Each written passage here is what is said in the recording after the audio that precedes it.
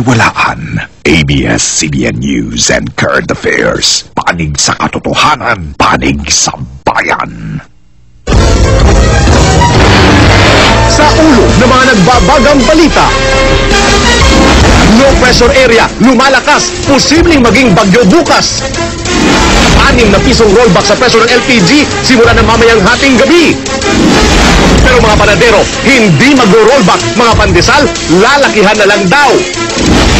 Grupo ng hold up sa UP Campus kahapon, responsable rin umano sa sunod-sunod na hold-upan sa Metro Manila. 2,000 Pinoy sa Saudi na wala ng trabaho, 30 sa kanila, balik Pinas na. Exclusive ang aktual na video ng raid sa iligal na paggawaan ng baril sa Batangas. Jok-jok bulante, pinag-aagawa ng Senado at Kamara.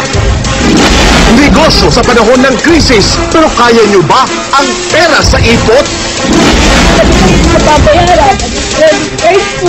At komedyanteng si Cute Cat, ninakawan ng kalahating milyong piso ng kalibiin.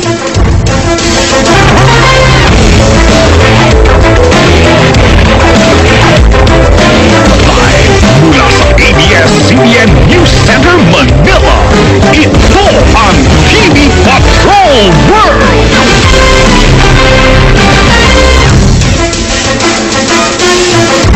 Magandang gabi, Pilipinas! Kami ang mga patrol ng Pilipino. Nagbabalita at naglilingkod sa inyo saan man sa mundo. Nag-usad pagong ang daloy po ng traffic sa ilang mga lansangan sa Metro Manila ngayong uwian dahil sa biglaang pagbuhos ng malakas na ulan. At bagamat kinansila ang pasok sa ilang paaralan, stranded pa rin ngayon ang marami